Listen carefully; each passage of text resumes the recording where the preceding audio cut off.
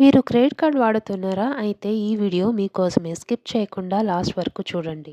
Credit కార్డ్‌తో బిల్లులు చెల్లించిన, వస్తువులు కొనుగోలు చేసిన కొన్ని రోజుల వరకు వడ్డీ లేని వ్యవధి లభిస్తుంది. అంటే ఆ కాల వ్యవధి వరకు మీరు ఎలాంటి వడ్డీ చెల్లించకుండా మనీ పే చేయవచ్చు. క్రెడిట్ కార్డులో ఉన్న బిగ్గెస్ట్ అడ్వాంటేజ్ ఇదే. అయితే గడువు ముగిసినా మీరు బిల్లు చెల్లించకపోతే మీపై ఆర్థిక భారం పడుతుంది. వడ్డీ పెరగడం ప్రారంభిస్తుంది. ఇది నెలకు 2-3% వరకు ఉంటుంది. చాలా మందికి తెలియని విషయం ఏంటంటే వ్యవధి ముగిసిన రోజు నుండి వడ్డీ మొదలవుతుందని అనుకుంటారు.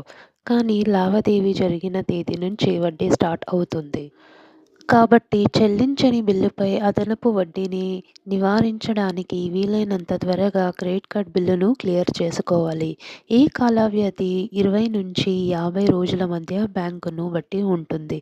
ఉదాహరణకు మీ credit card interest free period April నుంచి ఏప్రిల్ 30 వరకు ఉందని అనుకుందాం. అంటే ఆలోపు మీరు బిల్ పే చేస్తే ఎలాంటి వడ్డీ ఉండదు. గడువులోపు మీరు బిల్ పే చేయకపోతే వడ్డీ చెల్లించాలి. ఆ వడ్డీ మే 1 నుంచి కాకుండా ఏప్రిల్ 1 నుంచి లెక్కిస్తారు.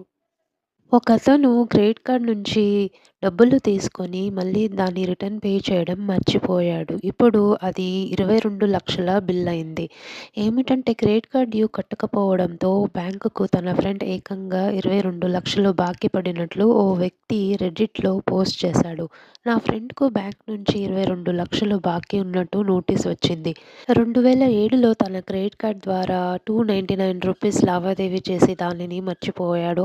మీరు ఈ క్రెడిట్ కార్డ్ స్కామ్ నుంచి దూరంగా ఉండాలంటే డ్యూ డేట్‌లోగా మీ క్రెడిట్ కార్డ్ బిల్లును కట్టేయండి. ఈ వీడియో మీకు నచ్చినట్లయితే సబ్స్క్రైబ్ చేసుకోండి.